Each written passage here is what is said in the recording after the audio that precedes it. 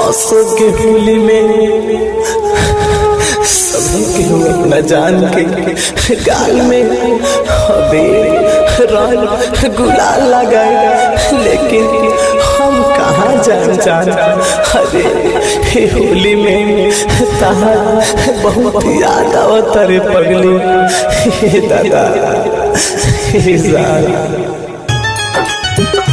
जब से चल गई होलिया में बड़ी याद Music by Gaurav Roshan.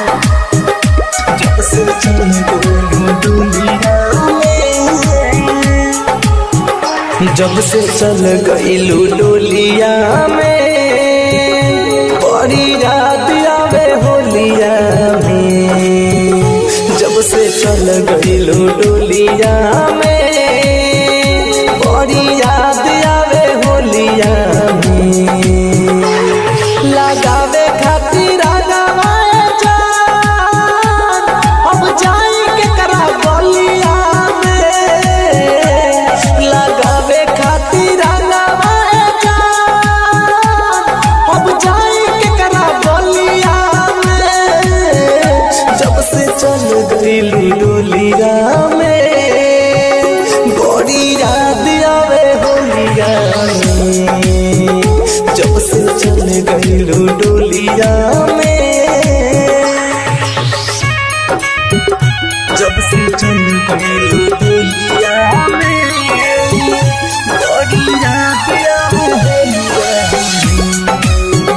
जब से चल गई होलिया में,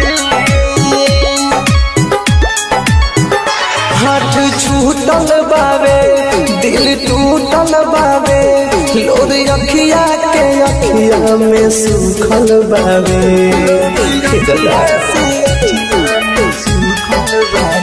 हाथ छूटल बावे दिल टूटल बावे, लोर अखिया के अखिया में सूखल बावे।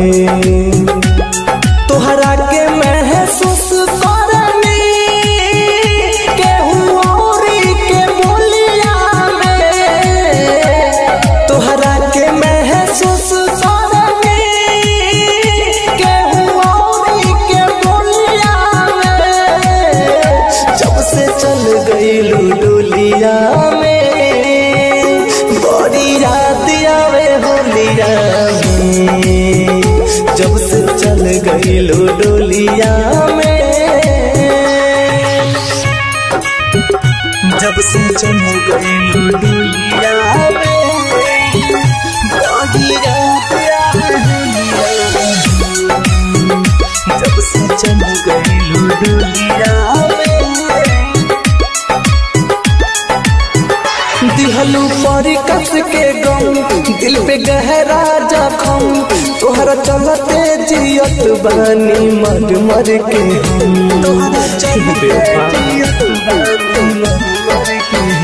दिहलू पर कस के गम दिल पे गहरा जखम। तोहरा चलते जियत बानी मर मर के हम। घायल मेरा तुझे कैसे नामली की रंगोलिया में। घायल मेरा तुझे कैसे नामली की रंगोलिया में।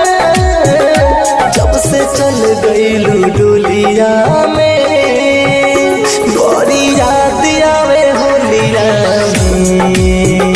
जब से चल गई डोलिया